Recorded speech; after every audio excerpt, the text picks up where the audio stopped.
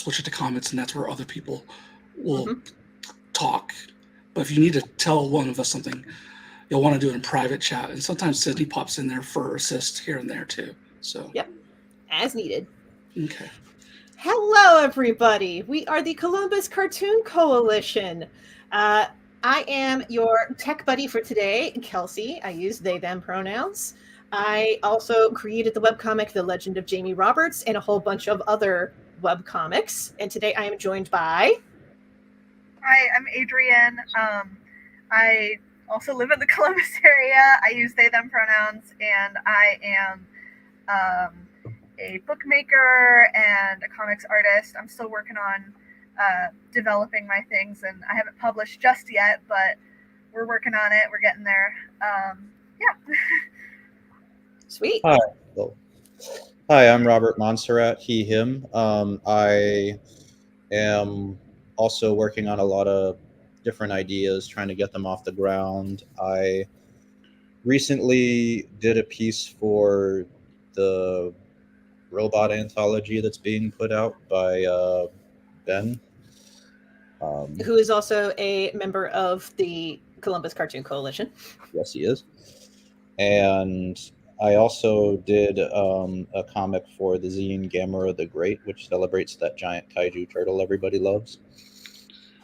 And yeah, I've also got some self-published stuff, like a book on a original character that I'll probably be talking about in this stream a little later. Nice. So.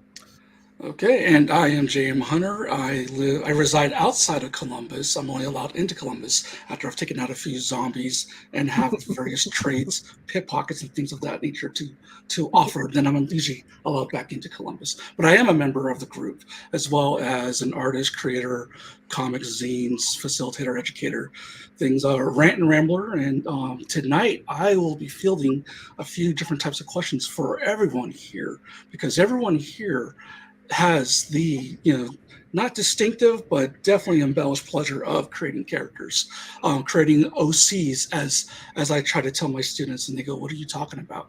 But original characters. Just basically coming up with in our efforts to world build, we obviously have to fill them with some type of point of view, and those point of views, I'm thinking we're going to get a nice range of those point of views tonight as we go and explore with the different creators of what they bring to the table when it comes to creating original characters. Not that they're creating characters that are derivative of gods or any type of mythology is a bad thing. That's also cool too. But in this case, if you want to try and get something that's a little more authentic or more closer to home and maybe have it resonate with other people, then sometimes you're going to find yourself traveling in the original category. Okay, so the original, so right away Ben has a question. Ben of Canon Wright, I believe, is the publisher that Canon Wright Productions, correct? Yep, for the robot anthology. Is that out yet? So, not yet. We're working on behind the scenes stuff to put that together, but we did publish, I have the poster up, but you can't really see it. Is that the gnome one? We published Less Than Secret, which was the cryptid anthology. I did a short story about the Mothman for that one. And JM, you and I were also part of What the Gnomes Know, the gnome anthology that they also put out. Yeah, so that was some know what OC means, and then some, I forgot what they call it.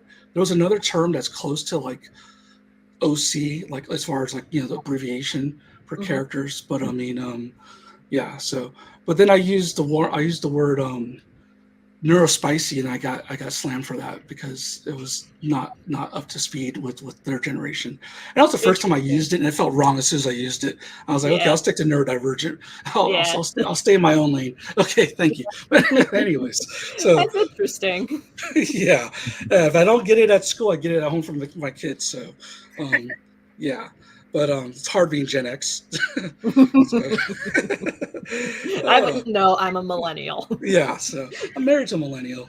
But so okay. So let's go ahead and get to some questions. I'll ask some of the questions that our fearless leader Sydney has provided us, as well as probably add on. And at any point in time, if you all would like to elaborate or expound or even go off a little bit of a divergent path, eventually we'll get you to circle back around, and that's fine.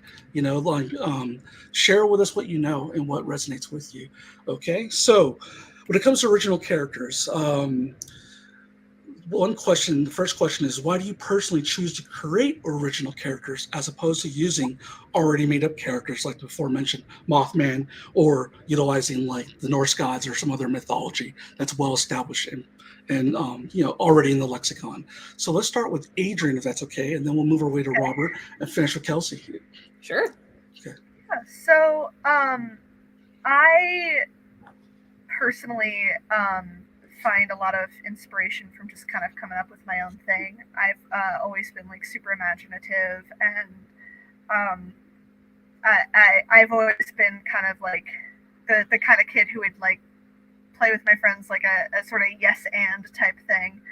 Yeah, so I don't know, it just came naturally to me, I guess.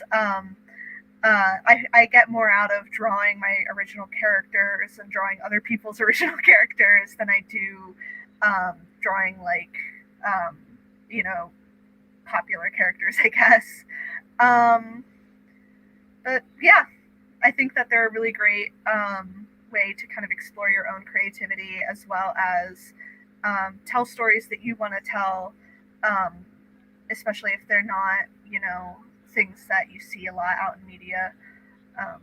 It's just a great way to kind of do your own thing. Yeah, that's exactly what I was telling my students the other day. Was when it came to ideation and coming up with stories and character concepts, I said sometimes it's the juxtapose or the opposite that puts you in the direction of finding or mining something new or something original, whether it be a story, a character, or an experience. Or like if you hate broccoli, okay, well then why do you hate broccoli? I would love to read a zine about why you hate broccoli. Or go in the opposite direction, you know what I mean? Some people are cat people, some people are dog people. I get it, So now, Adrian, yeah, thank you. Did you have any more to weigh in on that, or if not, we'll move to Robert.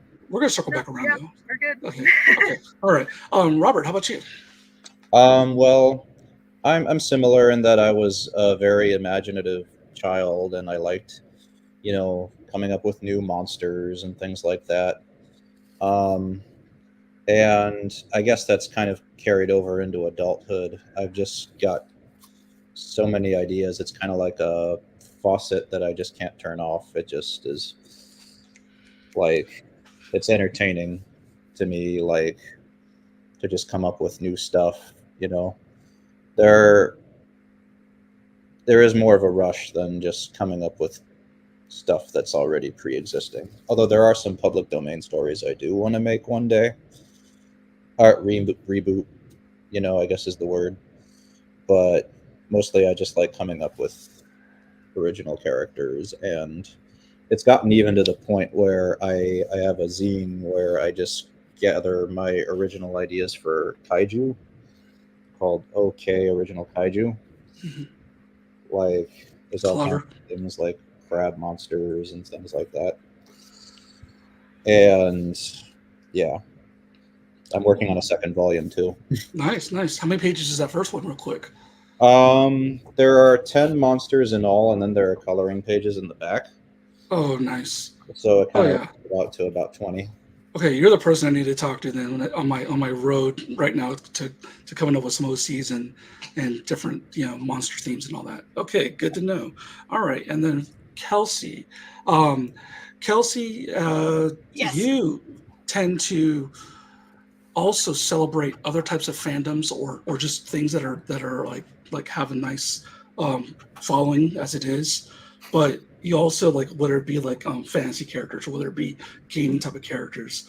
But when it comes to creating your own characters, original characters, I guess my question is how does it originate in when you get to work? So that's the interesting thing, is that for a lot of my characters, with a couple of exceptions, a lot of my characters are actually like me looking at a different property and then going, well, what would happen if this? One of the reasons that my comic Charlie and Clow even happened was because I was watching the TV show Supernatural, and I went, okay, but what if instead of 2 white guys, it was 1 black college student who just did not want to deal with it? And that was why I made the comic the way that I did. One of my webcomics right now, Vanita and the Demon King, actually started as a fanfic idea, and then as I was developing it, I was like, well, now these characters are nothing like the original characters that they were riffing off of. So I'm just going to make them their own thing. And by making them their own thing, I got to develop a world around the characters, and then they got to inhabit their own space. And it inadvertently turned into a side adventure involving the Charlie and Clow characters. And I was like, oh, well, this is nice. I wasn't expecting that, but that's nice. I would say probably The Legend of Jamie Roberts is the one exception to the rule of creating a character that's riffing off of something else. With The Legend of Jamie Roberts, a lot of the characters are actually more based on different facets of either my own personality or the personalities of friends and family members. And playing around with archetypes like, yeah, Jamie Roberts is the main character, but they're one of a trio because of the TV trope of, you know, the three banditos, basically. And playing with that with Jamie, Thomas, and Daniel, and having it where Jamie is the idea person. Thomas is the grounded one that's like, wait a second, what if this thing? And Daniel is the heart of the group who's like, oh, but this would really be a bad idea because of this thing. So he's the one that's like, you know, the emotional core of the group, but Jamie is the one that like they turn to as like, well, what do we do now? And Jamie is the idea person. And also, I'm going to try to not toe into spoilers, but there is the evil twin trope in The Legend of Jamie Roberts. For folks who have read up to this point, you'll know what I'm talking about. But I'm trying not to get into spoilers here because there are some people who have not read that far yet.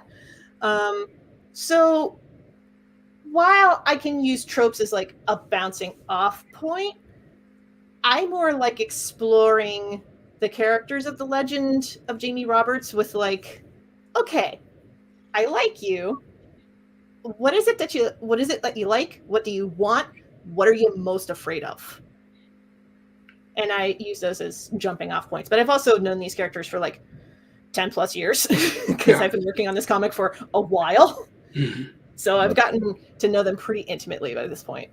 Gotcha. Yeah. So this is not to say that you can't start with a character that might be derivative of an already existing character, or come from an idea and then you pivot when you start to wonder what it would be like to divert and go into a different path, or to be inspired by an archetype of other characters, and then you put your own spin on it. I mean, a lot of things stem and come from our experiences, whether it be stuff that we've watched or engaged with, or whether it be stuff that we wonder about, you know, we dream about, or we have a question about, and then in the effort to find those answers, the character or the story is born, you know, and then we, you know, obviously create a point of view for other people to follow along and to maybe see themselves with, or to disagree or agree with that type of character. For myself, I used to I had my Claw guy from the 90s, you know, superhero teams, and had my Fly guy and all that. I had those characters since I was like in 4th and 5th grade. They were just Wolverine and X-Men clones, you know what I mean? Mm-hmm. But like, if I were to take a look at them today, and some properties I still have, I'm still sitting on, and then I think differently, you know, now that I'm way older and have a family and things of that nature, or I just want to tell my own stories. So those might find their way coming back, but underneath a different lens, and with maybe more original content, or more, you know, different intentions and everything. Heck so when also, it comes to, go ahead. Oh, I was about to mention that Ben in the chat mentioned my twist on being inspired by other sources. Anytime I come across a character type or a genre, etc., that doesn't interest me, I'm compelled to figure out a version that does interest me. Basically, yep. Mm-hmm. Yeah. So either write what you know, or write what you want to know, or create what you want to see, basically. Mm-hmm. Yeah, without a doubt. And sometimes that's how I'm able to enjoy other fandoms or other things that, like, I don't like to get caught in the weeds of hating on something and killing somebody else's joy. You know what I mean? And there are some things I might still like like side eye in my verbalize, but for the most part, it's like, well, how can I find a way for this to work with me? And that's what I try to tell my students and just my own kids when it comes to homework. Like, I kept bombing biology. I'm horrible at biology, but you know what I did?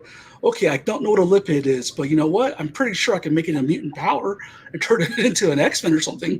And so I got out of college with a D+ in biology. It got me through, you know what I mean?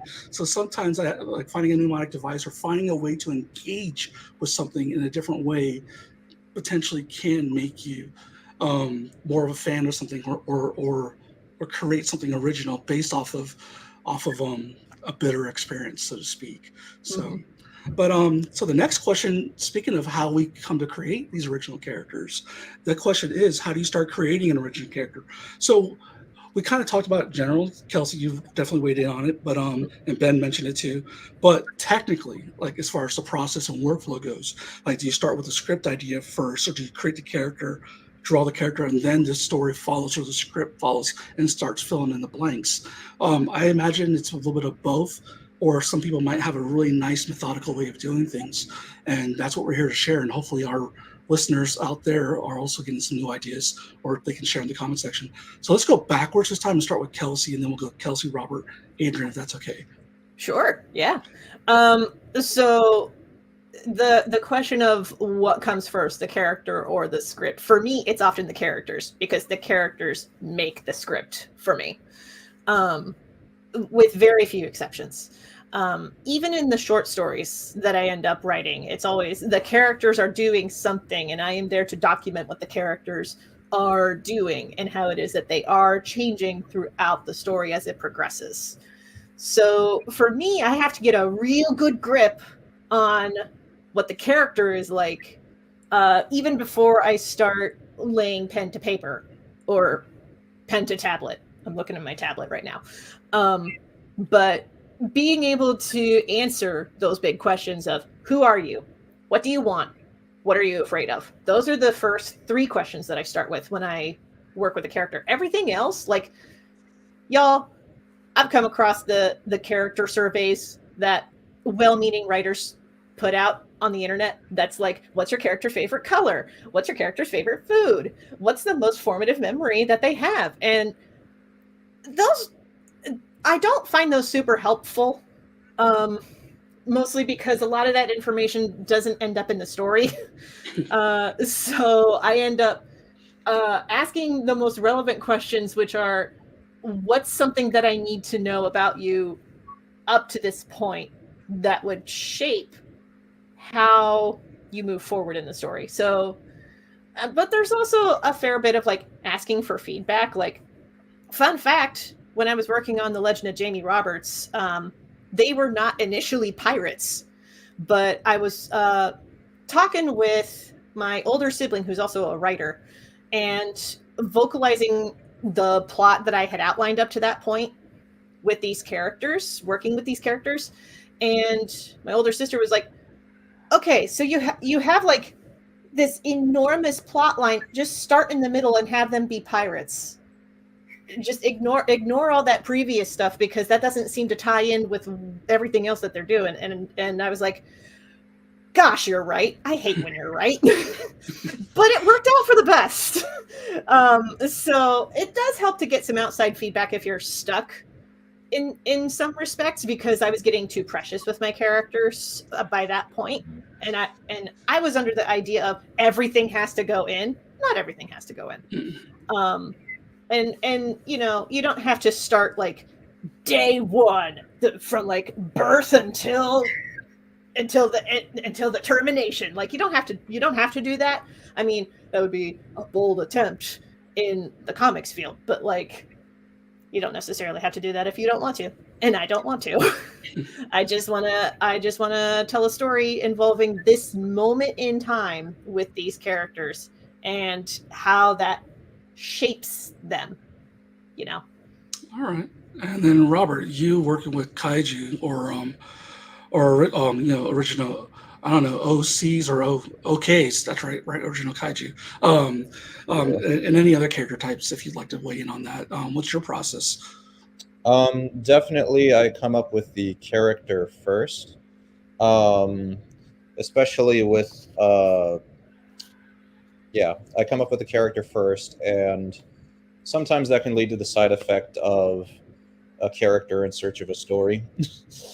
But one character that I have that's definitely not in search of a story, in fact, it's one I'm working on a lot right now. It's called Raraku. He's like a lizard man character who's not a kaiju, but he plays one on TV. Hmm. This is a book I have that actually like chronicles all the work I did on Raraku ever since I was like a 6-year-old kid, Nice. and kind of goes up to 2021 when I published it. Very cool. And yeah, he's gone through a lot of different iterations. Like, he used to be called Crocozile because Crocodile Godzilla. Hmm. I wanted a pet crocodile, and so I was like, as a kid, and I was like, well, that will never happen, so why don't I just create a monster with the name Crocozile? Because I was going to name the crocodile Crocozile, you see. Gotcha.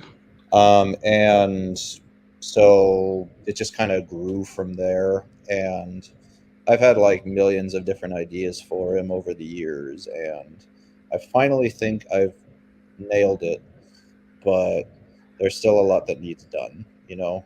The story, I was actually thinking of making it go from his birth until some point, but maybe not in a linear fashion.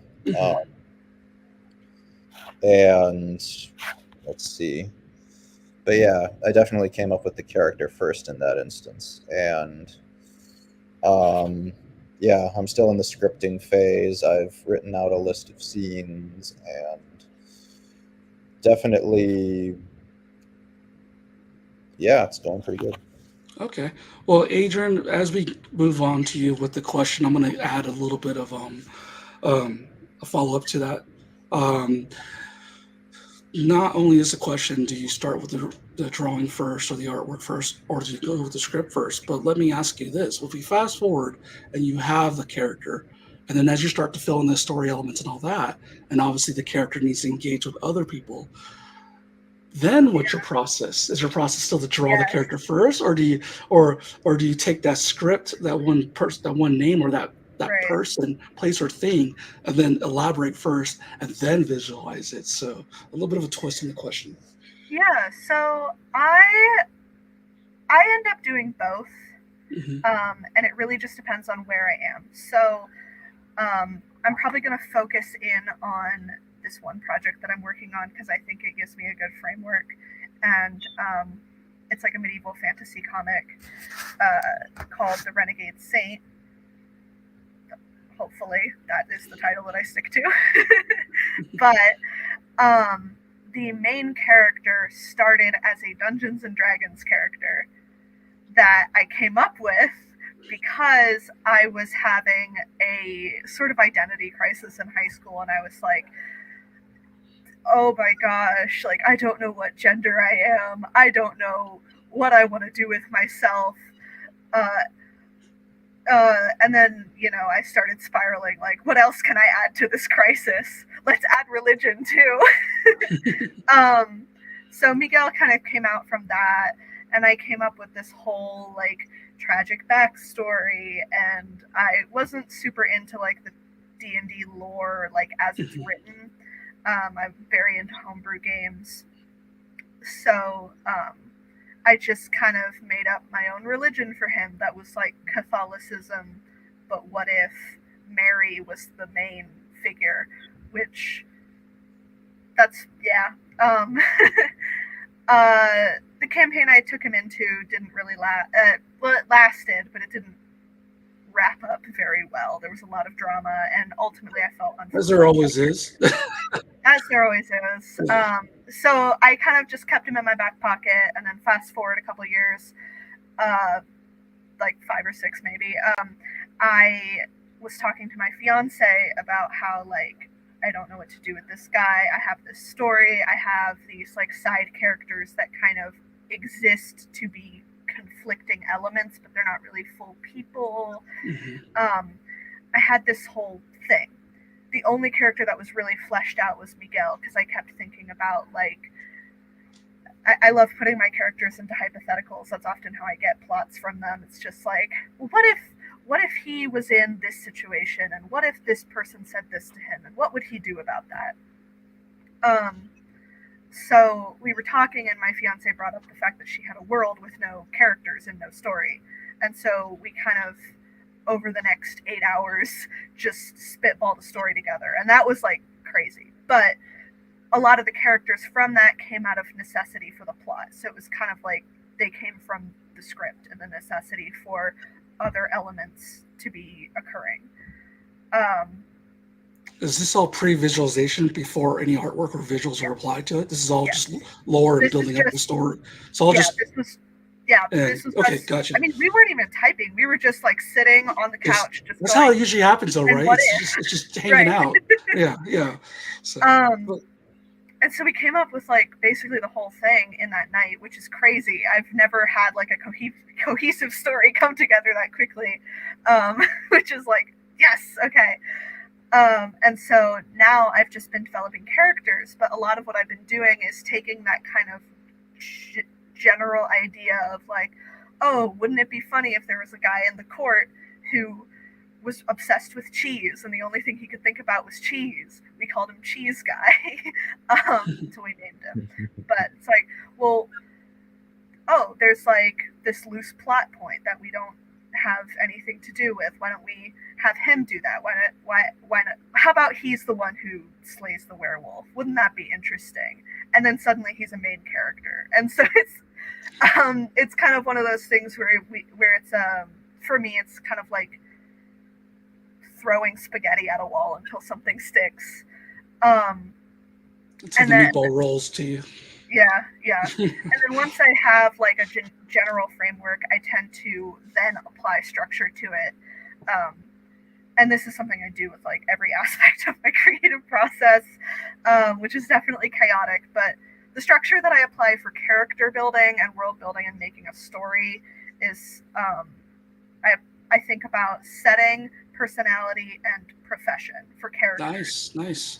And that's how I kind of think about, like, what are they wearing? One of my pet peeves with character design is characters who are dressed completely not appropriately for their jobs. So it's like, no, I don't think a warrior is going to be in a battle bikini. I think she's probably going to want to cover herself if she's fighting with, like, swords and guns. And well, not like a UPS truck driver outfit, at least, you know. So yeah, something. Yeah. But that's just a personal. People. Yeah, that's just like a personal thing for me. So that's why profession is like one of those things that's really important, because I think that, you know, when you're thinking about designing a character, at least like the visual aspect of it, you gotta consider, like, with setting, like, what are the laws? Are there sumptuary laws? You know, in this medieval setting, there absolutely are sumptuary laws. Orange as a color apparently is not really a thing, so nobody can wear orange. It would be weird if they wore orange, unless they were from that one place that wears orange in Europe, but we don't focus on that place at all. So orange is not a color I use for character costumes. And then, because I'm working in a historical time period, there's the research that goes into that. I'm looking at mid to late 15th century, so right at the end of the medieval period, just getting into the Renaissance. So that's another restriction that's put on there. I can't just have one of the characters walk in a hoodie and sweatpants. That would be strange and bizarre, unless you were making a time travel story, in which case, sure, why not? And then there's profession. You know, if somebody works as a guard, they're not going to be wearing just their casual, comfy clothes. They're going to be in armor. They're going to be wearing potentially a uniform. And then personality, you know, if somebody is more casual, they might bring something that they like. So they might be wearing their favorite color, or they might be wearing jewelry that they like. So function over form. Right. Yeah. And thinking about just like, do they care about the fashion? Do they care about the function? And I also think costume is a really good way to kind of display what the character thinks about, like, how they interact politically with the world as well. There's so many red things. Scarf, red sweater instead of red Sonia. Sure. Okay. All right. Okay. Well, when it comes to like creating original characters, or whether or not I work process. Do I do a script first, or do I do the drawing first? It varies. It depends on what mood I'm in. I tend to work in many different ways, spur of the moment, or sometimes I sit there and let things percolate, or sometimes I'm influenced by tropes, or or things that I would like to take my own spin on. Or ultimately, what it comes down to is I want there to be some type of tonality to it, and that to have some type of soul, but yet to be somewhat familiar to an audience member. Like, okay, you know this trope already. You've probably engaged with it before, but you haven't engaged with it in this way. You know what I mean? Or you haven't engaged with it with this much weight to it, or this much comedic, application to it. So that's how my brain kinds of works. Just kind of webs things together, and then tries to build a cake, basically. Yeah, build a cake. Yeah, that's probably not going to be a nice tasting cake. But yeah, basically it's just layers, textures, and that's kind of like what I like to bring when I start to world build or create characters. And sometimes a character might sit empty for a very long time. Like it may sit in its current form, or it's like as a skeleton, and it might be a decade before I would be able to finally something breaks through and fleshes it out and all that though. So because have you ever here's a question: have you ever tried forcing a set of context or something onto a character, and the character's like going, no, that's not me, like your creations speak to you, do they not? Right? Yeah, well, they try to, but whether or not you're listening is a whole different story. Yeah, funny story. Jamie Roberts was originally not a pirate. Jamie Roberts was originally like a high school student, and then eventually I was like, I want to make a world involving dragons and doing some magical stuff. And then Jamie in my head was like, me, put me there, please. And I was like, okay. Yep. So the crossing your stream of pirate and crossing your stream of cheese character, my came up with Captain Pirate Cheese, and that is literally officially published in O Comics. I believe that would be Agnes Flamage. So she only raids. She only raids like the ships from Switzerland. Yeah, so we have a sea of nacho cheese and everything else, and jalapeno, yes. like things you can step on, and it was really, I was like, okay, I'm invested. Let's keep going. And of course, all my kids retire after they get their space award or whatever. They retire. But if you end up going to space in a couple weeks and look at Bob Corby's anthology Cheese for O Comics, the story's in there. So we both took turns drawing it and everything like that, and then I lettered it, and then I had him draw my bio and so bio picture. So anyways, it was nice to. I have one more kid to try and collaborate with before it's all said and done. You know what I mean? So, but I don't want to be a stage dad, so I'm trying. So I'm trying to walk that line. It's very hard. So, but anyways, moving on. As we talk about process, character sheets, when we're talking about diagramming a character or getting to the part where we're going to visualize it and break it down, there's things such as model sheets or a character spreader or for example, if we end up showing some of the imagery, I like Kelci right here has a character sheet. Oh, I shared that a lot sooner than I expected. Oh, okay. We'll save that for later. No, it's okay. I don't mind talking over it, and I need to practice my voiceover anyways. Oh, sure. Okay, let's put it back on stage. Yeah. Let's go ahead and talk about it, and we can also let everyone else weigh in on it. So, I basically have thought that that I would like to do stuff like this, like how Kelci has, but sometimes my ADHD gets the best of me, and then I just basically put it on a Post-it or something, However, though, Kelci, why don't you walk us through your process of when it comes to creating this character, and we can go through each person and we can talk about it. Yeah, we could go through each character. Now, I'm gonna say full disclosure. Please do not use me as a baseline, because for like about a year, I was a professional character designer for a startup company. So character turnarounds are very familiar to me. I know how to do this stuff. Please do not use me as a baseline as of comparison. Okay. What I wanted to do here was actually, I had in mind, hey, how about I create character sheets as if I'm preparing to pitch this as an animated show. And the reason I did that was because, one, ultimately, I would love to pitch this as an animated series, even if it's just like an animated web series or something. I think that'd be cool. But the other thing I wanted to do was have like base character sheets as a point of reference for their color schemes, especially for Thomas, because Thomas has dichromatic eyes. One eye is brown, the other is blue. And there's a story behind that, but we're not going to get into that right now. But I wanted to have character sheets for not just their like skeletal builds, what the pencil lines look like underneath of the final art, but also to have like their colors that represent their characters and any items that they have. Like Thomas here got the gauntlets in chapter 9 of the legend, and then we have Basho here who has a costume change between like chapter 5 and chapter 8. He has a costume change, so I wanted to have a character sheet with him to have his before chapter 5 character art and his after character art, just so I could have like a point of reference for what was different, for like the finer details. It's mostly the finer details for him. But I also have Daniel here. Daniel actually has 2 character sheets. One is just for him and the other is just for his props because he's an archer. And he ends up getting 2 different types of quivers that have 2 different types of colors. I have it right here. Actually, we'll pull that up real quick. And also the arrows have different feather colors. And the arrows, as you can see, the one over here with the green feathers, I call that his pirate era arrows because this is what he comes with off the pirate ship.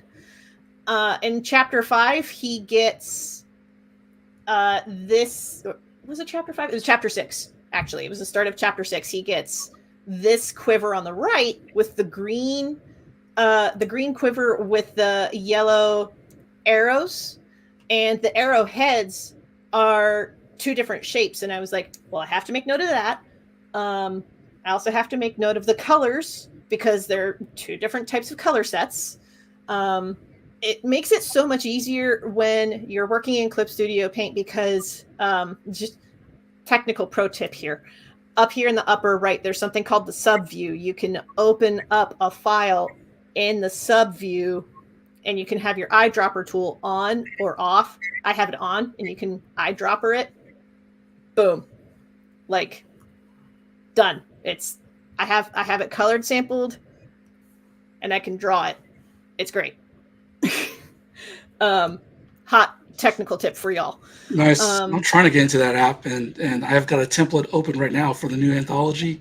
Mm-hmm. And wow, it's so intimidating. Clip Studio is so intimidating, but it looks so nice. Yeah. You know, how do you pick your colors? By the way, how do you color sample? Like not technically. I mean, how do you go about choosing? Okay, these are going to be my colors that I'm going to start sampling from.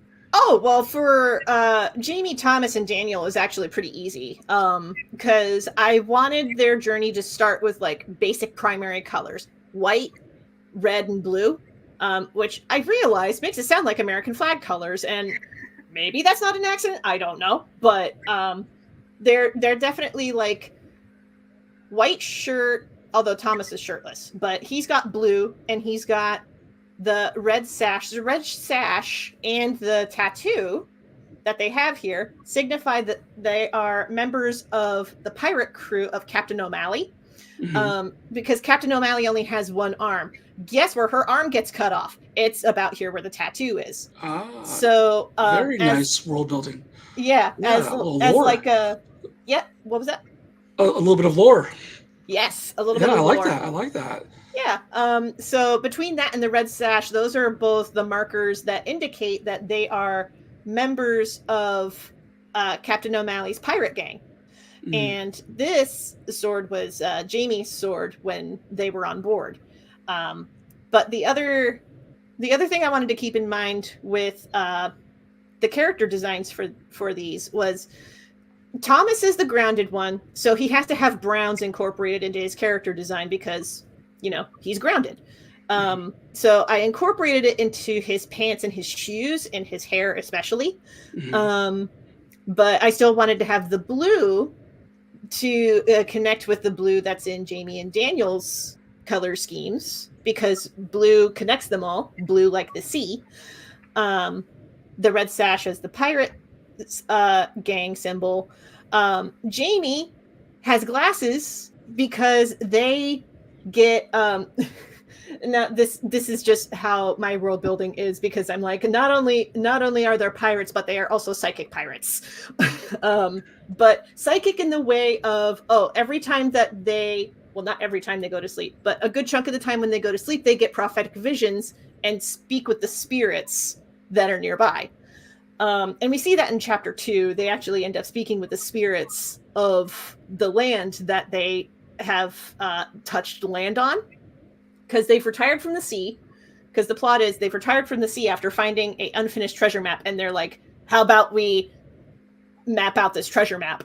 And then they start going on their adventure, and then like barely a day in, Jamie is getting visits from the local spirits.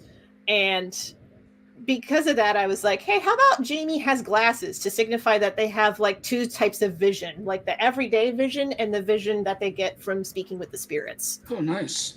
So speaking of psychology, Yeah.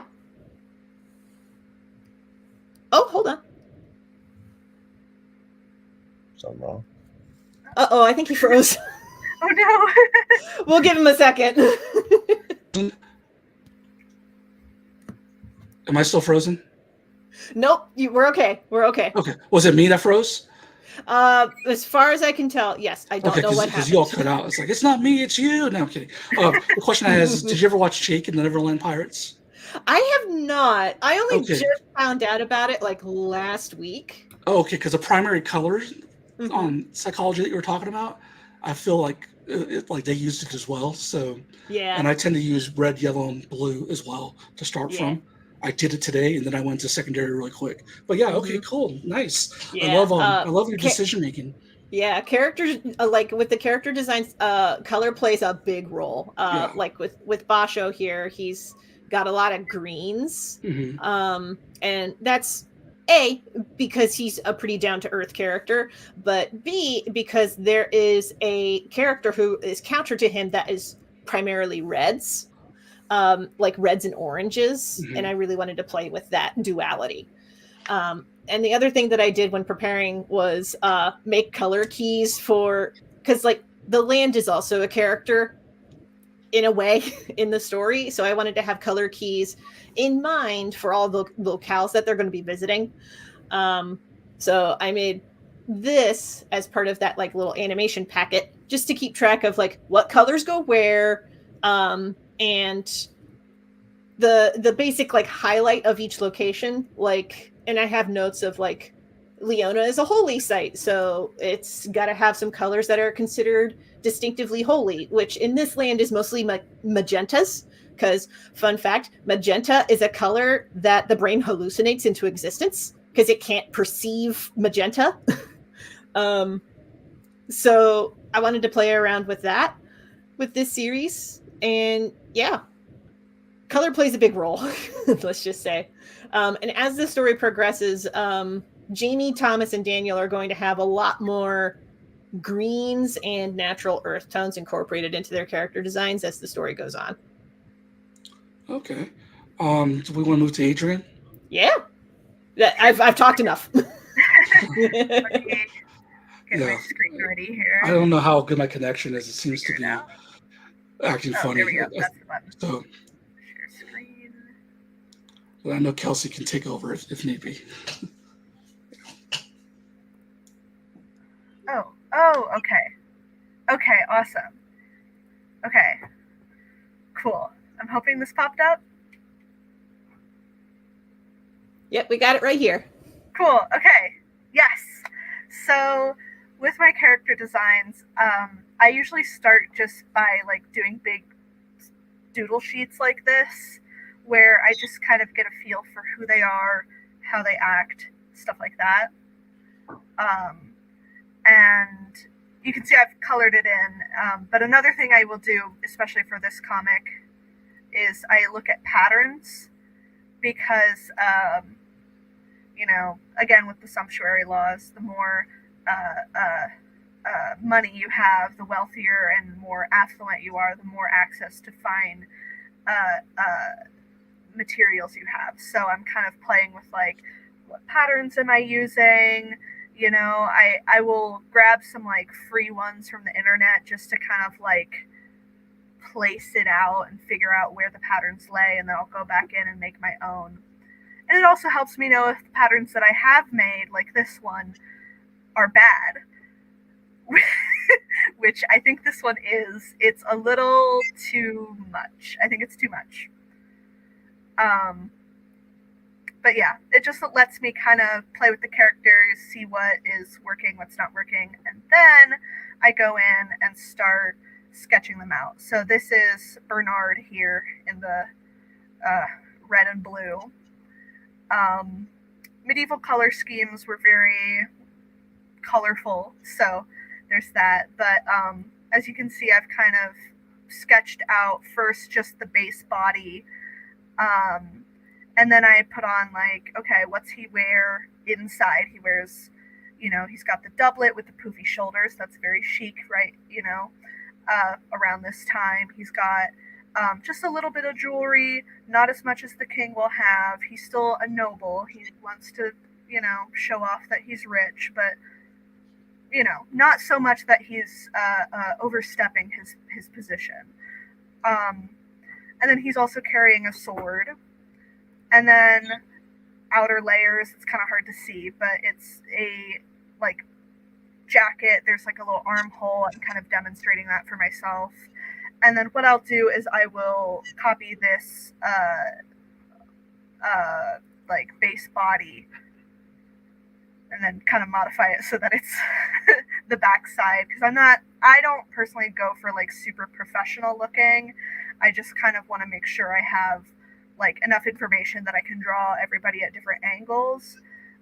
For characters that are more complicated, I have some characters for other things that are like aliens or weird monsters, and I will draw more angles of them so that I know kind of where things are placed.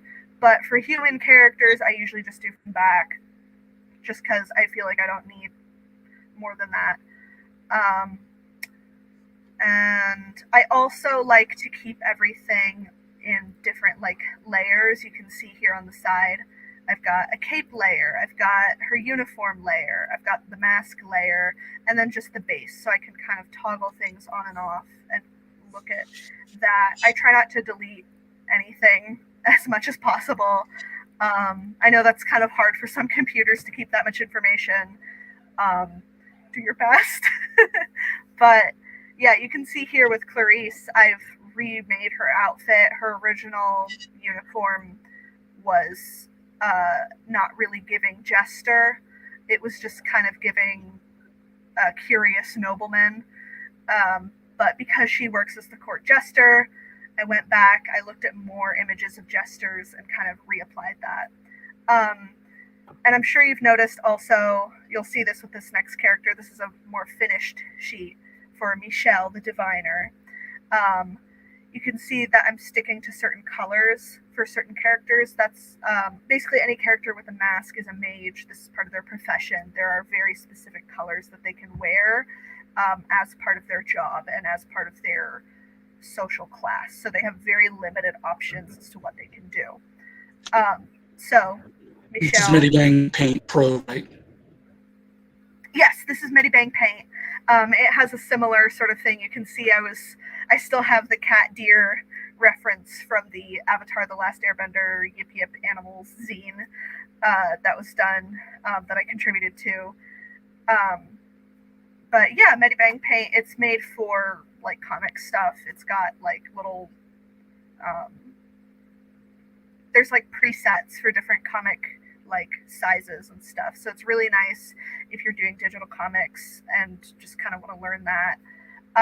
But it also has, I think, a pretty good system for just like illustrating and making these sorts of character designs. I think it was Sydney who asked, or maybe it was you, Kelsey. I actually kind of forget if I was doing like traditional or not. It's just this brush that I use.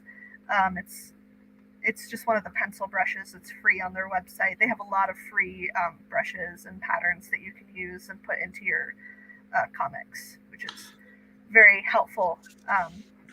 Nice. So Adrian, Yeah. for our young creators out there, for people looking for a entry level application, is there a big difference between Medibang Paint regular free version and the pro version? Like, I have only used the pro version. I didn't pay for it. I don't think it's a paid thing. If it is, I don't know how I have it. So I don't really know the difference personally. Unfortunately, I've only tried the regular, or not regular. Sorry, the pro version. So. And it's on Windows, Android, and iOS, if I'm not mistaken, right? I think so. I think so. Okay. I'm using it on Windows. Okay. Yeah, so you could put on an Android phone, if I remember correctly. So even on a mobile phone. Okay, cool. Yeah, I mean, I'm impressed. It's a program I really like. Everybody. Yeah. I think that works. Sorry? Yeah, my understanding with Medibang Pro is that the Medibang Pro is like for people who maybe want to try Clip Studio Paint but are on a budget, and Clip Studio Paint is for people who want to do Photoshop but are on a budget. Yeah. That's kind of the gist that I've picked up. Yeah. My big complaint with Medibang is that it doesn't have a built-in like mirroring tool that I know some other programs have, so you kind of have to just copy, like manually grab the thing that you want to copy, flip it, and that can be difficult if you're trying to make like a symmetrical thing, like these masks I was trying to make symmetrical, and so that was a bit of a challenge, but oh well. You figure it out as you go. Yeah. But, yeah.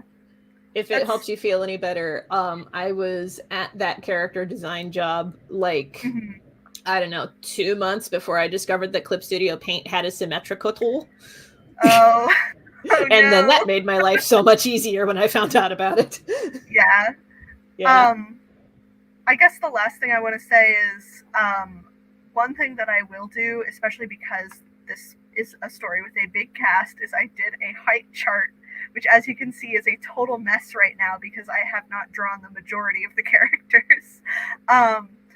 But I've just put everybody on separate layers, and they're very, like, it's very much just bare bones. Head, torso, legs, arms, just to kind of get a sense of how tall everyone is. And while they're in this state, I can kind of pull them larger or smaller and kind of feel out, like, does this actually make sense for this character to be this small? Are they telling me that they want to be taller?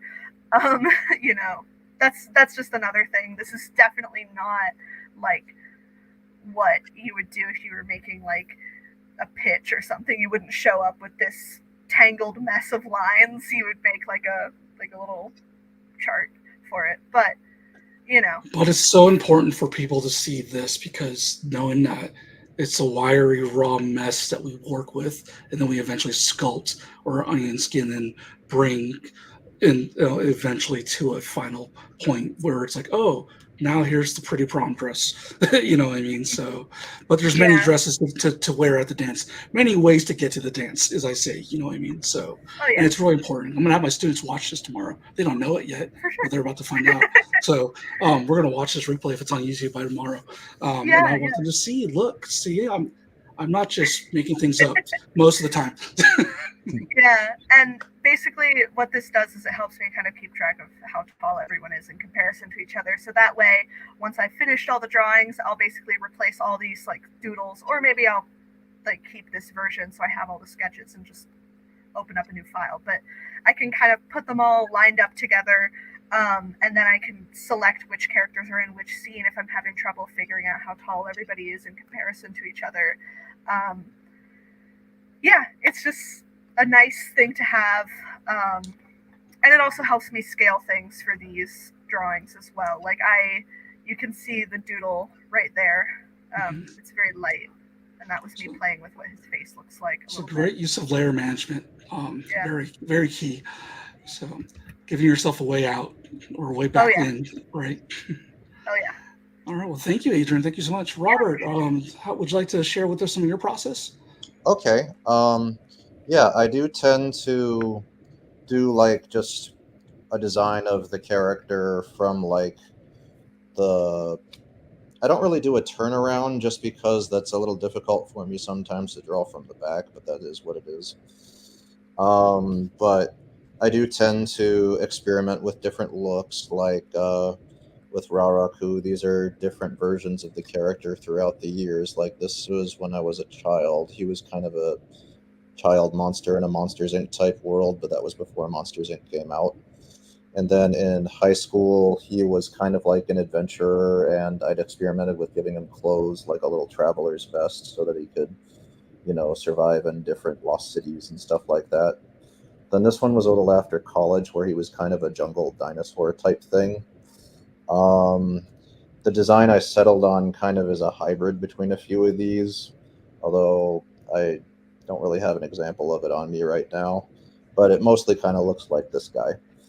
Okay. Do you work mostly analog or traditional, just so people know? Actually, nowadays I tend to just pencil it traditionally, but then I take a photo with my phone and then color it on Photoshop. Okay. I do the inks and everything in Photoshop with my little Wacom tablet that I got in 2008. Wouldn't happen to be a Wacom bamboo, would it? That was my first one. Could be. I think I got pieces of that laying around here somewhere. It's like yay big. Yeah. I was going to try to bring them into class, but I can't find all the parts. I have like 2 of them. Yeah. Oh, geez. So, well, it was Robert. Yeah. So that's a character you've stayed with for a while. It's kind of had a maturation process. How about a new kaiju? How do you go about that? I do kind of the same thing. I do like a pick of. I just try to illustrate the monster and then come up with the background around it. This one's kind of a joke in the Godzilla fandom. Like, see, the fact that Godzilla has a name inspired by the Japanese words for gorilla and whale, Gorira and Gojira. I made a kaiju called Goriwa, and then I animated the Incredible Hulk #1 poster. Is he gorilla or whale, or is he both? And I just kind of make little funny pics like this to sort of nail the design. And sometimes I also get inspiration from like my dreams. Like there was one creature in Raraku called like a skullweed that I had a dream about, look like one of these critters looking at me from behind a rock. And then I was like, well, maybe they metamorphose into this thing, which I think I called an oid, for lack of a better word. But yeah, dreams are definitely a huge inspiration. And sometimes I look at, different architecture. Like there's some Quetzalcoatl inspired stuff in this section. When Raraku was going to go to a lost city of his species, there were going to be different statues. Then there's just a random alligator drawing right here. But yeah, I tend to draw from a lot of different places when coming up with creatures. And like sometimes I come up with characters based on puns. Like one I'm going to come up with is called Treehemoth. I love puns. Like that too. The more cringe, the better. I love puns. As somebody who loves Akira Toriyama and also named a bunch of characters after puns, I highly approve. Yes, most definitely. And then there's this other one called Walktopus. Walktopus? Yeah. Oh, that's cool. Oh, that's funny. Hey, well, did you have any more that you wanted to share with us before we move on to, I guess, myself? I'm trying to think. I think that's about all I got. Yeah, basically, I also do a lot of face sketches and. Nice. Yeah. Basically. My dog always wants to bug me when I'm on the stream. So maybe text somebody to come and take her out. so I can continue to do my duties. Yeah. But if it helps you feel any better, my kitties often do the same thing. Earlier, Mooney, my kitten, was trying to get behind the computer, and I was like, "Oh no, you don't." So before we were recording, if you saw me holding a little tabby boy, that was Mooney. Yeah. I'm up in my attic at the moment so that my golden retriever doesn't bust in.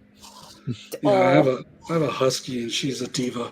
So, speaking of which, that's one of my inspirations for one of my characters. Eventually, I would love to just kind of like, have her be this dominant thing that she is, and constantly bossing me around, and just referring to me as human. I don't even have a name.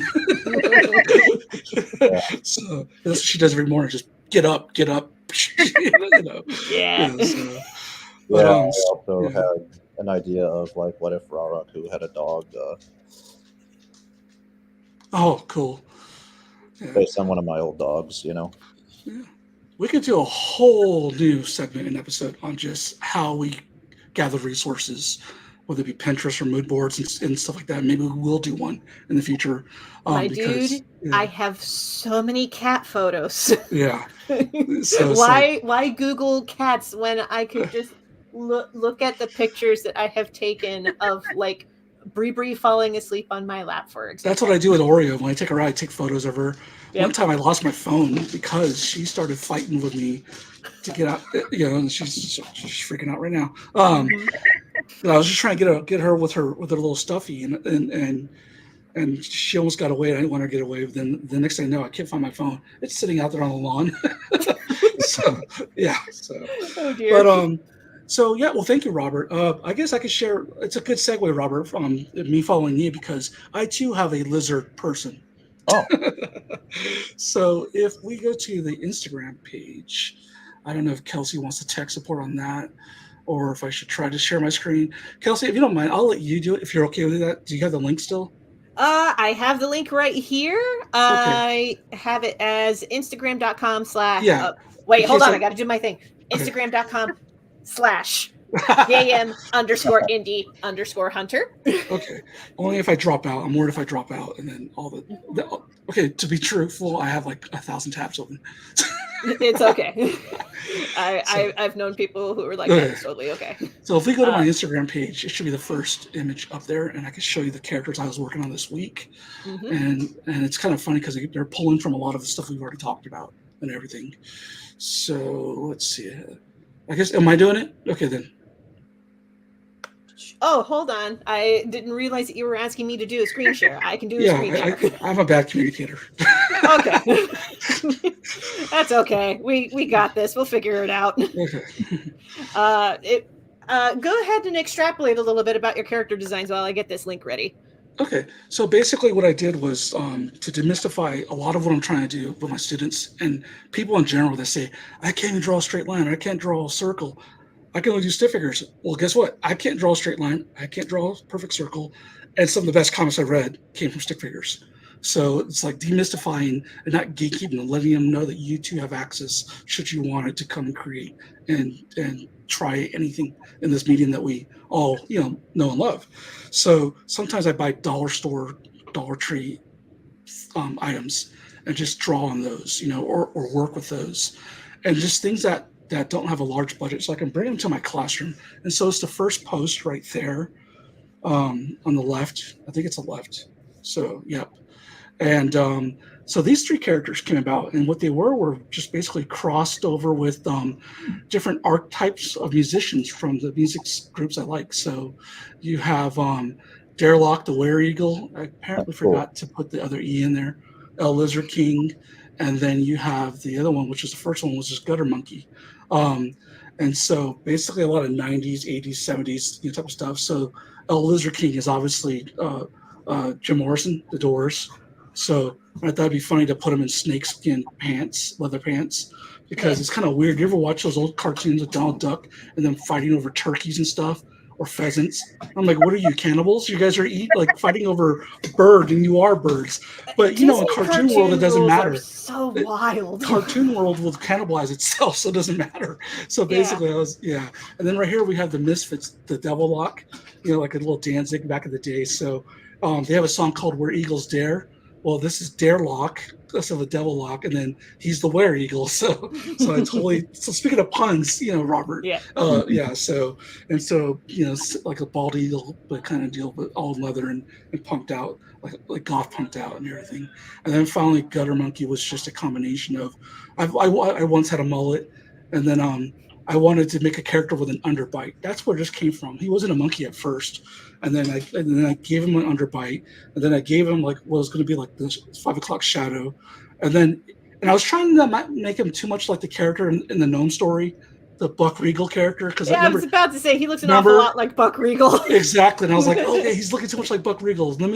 So basically, I'm like, okay, I'll make him a monkey instead, because so instead of like Colin Farrell with a mullet. So, but basically, these are just the roughs. These are just thumbnails, and I will take these eventually, and maybe try to take them through a stage that maybe you all did with the character turnarounds. But ultimately, they're for a zine, like a tabletop RPG that I want to do, where it's a character generator. I love those things, like roll for sandwich or roll for a character. Yes. So I'm going to put together a bunch of sheets that have 20 different prompts, and so people can just go ahead and roll dice or flip a coin and pick an animal part or whatever, pick a music genre, et cetera, and basically create a character at the end of it. So that's kind of my approach, is wanting more engagement, people to have more reason to be able to flip and photocopy parts, and just to have more than just reading and stuff like that. So, and Kelsey's my source for RPG, things, because. Oh, thank you. Actually, that brings me to a question I wanted to ask you. Do you think you're going to have this like character generator game ready in time for a free RPG day this year, which is about June 20th, if I'm not mistaken? Oh, well, now I have a goal. You have a goal. Yeah. First, it was like, I'll have it ready by CXC if I table. But now I have a better goal. Now it's like, you know what? I can launch it as a PDF. Does it have to be free, or can I charge? Sorry, I'm thinking the beast of capitalism. For free RPG day, you could do either one, because there are people who debut RPGs that they do charge like $1 or $2 for. But free RPG day is for folks who have never done RPGs, but don't know where to start. Free RPG day is a good way to get them introduced to different systems. Well, heck, Kelsey, I think we should maybe consider putting a campaign or promo, either a live stream or, you're about to launch a campaign here soon anyways, right?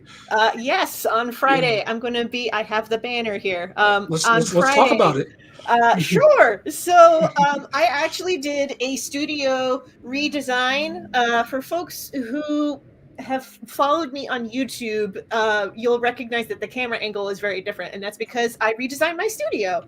I'm debuting a video this Friday showing the process of the studio makeover on my YouTube channel. But when I did the makeover, I was like, hey, how about I just go through my storage and clear some of that out so I can make room for some new projects. And that's where the spring cleaning sale is coming in. So if you head to crowdfunder.com/spring cleaning, it's set up. It's not live yet. So you can see rewards being added as I work on it, but you can check out the original pages for The Legend of Jamie Roberts, or Seeing Him, or Vanita and the Demon King, or, well, no, not Vanita, The Case of the Wendigo.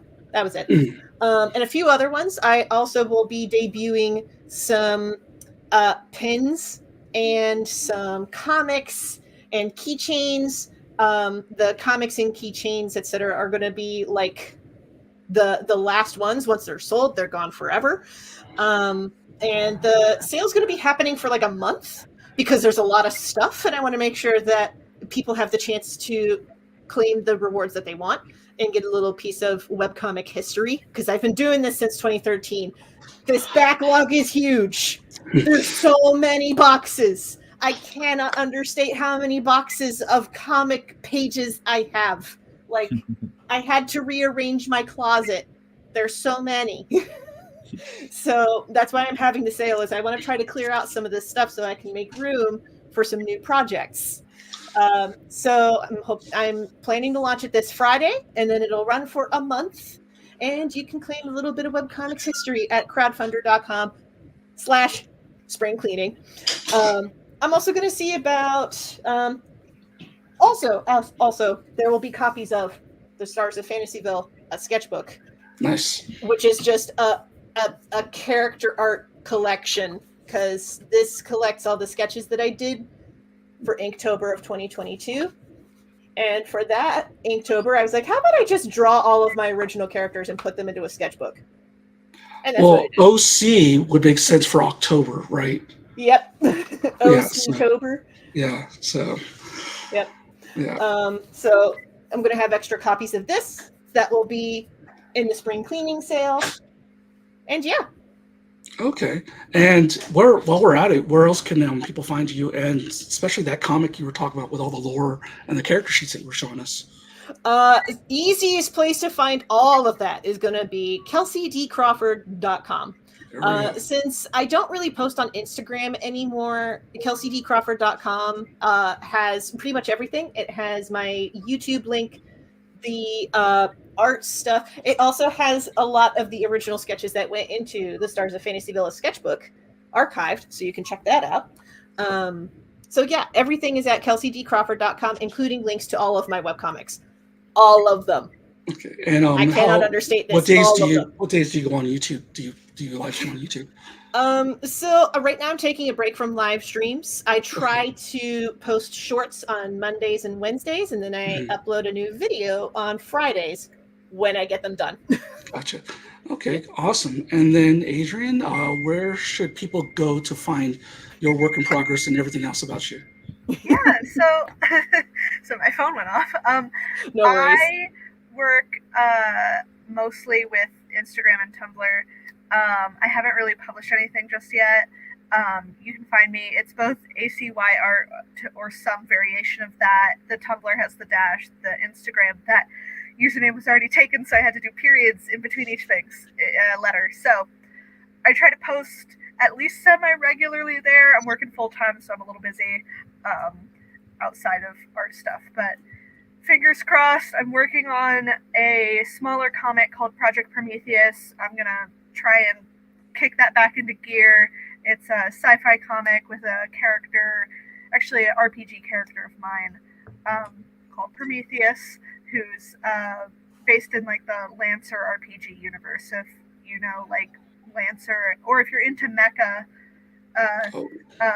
the mecha genre, Lancer is absolutely like one of the best. So go check that out. I have heard good things about the system. Nice. Oh yeah. I'm very, very excited. I haven't played this character yet, but I've been like itching to do something with them. So I made this like backstory comic for them. Well, I'll give you a soft deadline. Buy space, because we still have room in our space table for C3 members to exhibit. Right. So, yep. When is that? April 27th. I think it's the weekend of April 27th. So yep. I'll have to double check that. We'll try. A little premiere if you want to do a little character zine or first something. Page is You know? not done. What's that? We could try, but the third page is not done. Like, it's very, very early. That's why the world of ash cans exists and samplers, is what I say. So, fair enough, okay. yeah. And anywhere else, Adrian? Just Instagram and Tumblr, yeah. Okay, awesome. I post basically the same thing on either platform, so just whichever you prefer. You have a schedule, or you just kind of post as things get done and as I time just permits? post as it goes. I don't have much of a schedule. All right.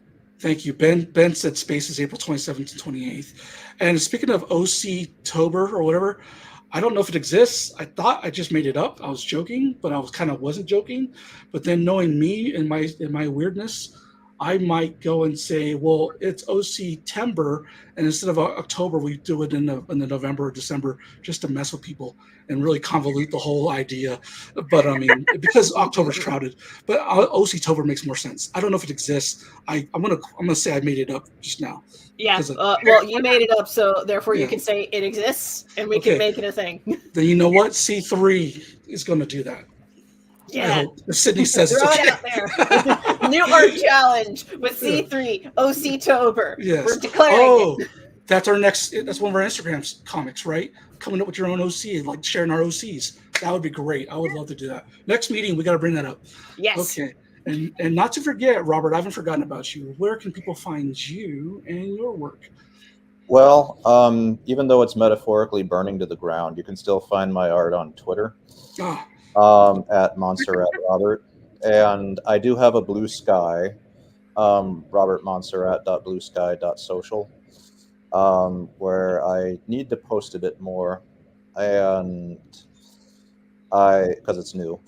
I also have an Instagram at Robert_Monsarrat, and I also have an Etsy shop where I sell books and prints. It's called Monsarrat's Monsters, and I will have my own table at Space this year at the end of the month. Nice. Awesome. So I will be at Space this year, probably next door tabling to C3 and the various members of C3, as well as my students will be there. My students will be there from Franklinton High School, so we'll have the people, my students who are the next generation of comic creators and zine makers, even some crochet makers too, so that way Canada can have someone to hang out with, You had me at crochet. Whoa, okay then. Are you going to make it Space this year? I'm more than likely not going to be able to make it to Space. It's too short a notice. But like crochet, hello, yes. Also, hello, yes, hello. I would have loved to introduce you to my students. But yes. See, so Serenity, if you end up watching this tomorrow or the next day, Kelci does crochet. Do you do crochet on your YouTube? Oh, okay. Hold on, I accidentally muted myself. Yes, one of my most recent videos is actually the documentation of crocheting this cardigan. Okay. So rest assured, I will be sharing that with my students. I love bringing people together. That's what I'm about, is community. So while I create mostly isolated, but we have been hanging out lately with Carl Lucas. Shout out to Carl. He's already hanging out with Michael Nino and them at their comic meetup over there in Gahanna. But Carl and I have been hanging out on Saturdays. Robert, you're welcome to come, and we'll talk about, and anyone's welcome to join us. We have the official first of the month meetup for C3 this coming up Sunday at Land Grant Brewery, I believe. I'll be there. And that's the first Sunday of every month. So I believe this one happens this Sunday.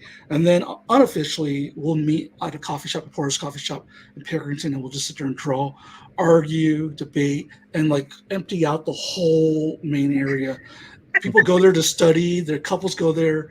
They have their beats on, and then me and Carl get going. And Carl can be very loud. And then I'm like, shh, shh, shh, shh, because I live in the city. But I mean, and then all of a sudden they're like, they last 5 minutes and they're gone. Anytime that I am a GM for my friends for D&D, we have to try to remember to keep it down because quiet hours are 10 p.m. and we end up playing until like midnight. And some of these characters that I role play as can get very, very loud. We're passionate people, and when we're passionate about our stuff, our volume tends to go up, right? Or if we get excited, right? That's exactly what it is. It's normal. I mean, they're not quiet either. Yeah. So you can find me on YouTube, Hunter Art Lab on YouTube. There's a lot of older videos on there. I will be bringing back the channel in some fashion. I don't know how yet. I might just keep throwing things at the wall and just being my rambling and ranting authentic self until something sticks, or until I'm just about building consistency right now. I just want to create work, to help people create their work, talk about the work, collaborate, and just embrace and celebrate everybody that's creating, or bring in everybody that thinks that they might want to try, and letting them know that there's space for them as well. So that's the mission for me, and to get a haircut. Join the club. Yep. Oh, if I had those, I'd rock those. So recently shaved. Oddly enough, my hair is curly. When I had hair, it was curly. So but yeah. So I just recently posted a high school picture. Anyways, besides the meetup that we have this Sunday for C3, we also have a Discord. So I believe if you email us, you can find and join a community of many, many creators, much like yourselves, or not like yourself, and get to learn a few things and show your work, or just ask questions about how to do something. Kelci, for example, is very, very resourceful and helpful. So is Ben, and Sydney's very accommodating. So Ben might have put a link in the thing. I don't know. I can't. I have something that's covering it. Oh, okay. He's just wishing us well. Thank you, Ben. Good luck with the robots. I thought I was doing a robot thing. I don't know anymore. But these things happen in anthologies. It's all good. I also look forward to seeing it. Anything else regarding creating original characters? If there's one thing that each of you could part this stream with to let the audience know about creating original characters, whether it be personal or otherwise, what would that be? We'll start with Kelci. Ooh. there's one thing to know about creating characters. What do you want them to know? I know what it is. Do not care about being cringe. Be as cringy as you possibly can. If you want to create a self-insert character, you're allowed to do that. If freaking Dante Alighieri can write a self-insert crack fanfic set in the history of old medieval Italy, and it becomes a literary classic in the form of Dante's Divine Comedy, you are allowed to create a self-insert story of whatever the heck that you want. It's allowed. If Dante can do it, you can do it. I second that. Not only that, I second that. I also will say second helpings of that, because I draw myself quite often with donuts and tacos and all that, and a big huge belly that I have right now. So if the dad bod can come in and play, then I guess everyone else can too as well. So yeah, don't be afraid to insert yourselves. Live your dreams. I mean, be the hero that you want to see. Dad bods in comics. Yeah, be the hero that you want to see. Be the character. Be the main character. Like, most definitely. Yeah. Yes. How about you, Adrian? Do not afraid to be cringe. Yeah, it is your story. It is I totally agree with that for sure. I will also say, I think don't be afraid to just take inspiration from other things. I think any artist who says they're completely original is lying. That's everybody's kind of a little derivative of somebody else. So it's okay to take inspiration from other things, take inspiration from history, take inspiration from bugs and plants and all sorts of stuff. So yeah, it's have fun, be weird. You want to make a character based on a pencil, go make a character based on a pencil. Have fun. Yep. This reminds me of the anime that exists where there's an actual character whose head is an honest to God gun. Yeah. I don't even remember what the name of this anime is. We can go on a tangent of how many anime shows are that time I got reincarnated as a insert. As a slime, as a goblin, as a vending machine. These are the vending machine ones? I would not be surprised. Yeah, no, there's one. There's literally a vending machine one. I'm not surprised. Yeah, so okay, Robert, we're not going to forget about you and the kaijus, so. Nature is the best creature designer. I guess what I'd say is, well, with regards to kaiju, many kaiju OCs are sometimes mostly based on Godzilla. I would say definitely look to more than one source, like everybody else has said, to kind of make up new things, just to spice up your character. I have a bear pangolin in here. Just look to nature, try to mix things together, all that crazy stuff. Hybrids. Yeah, so.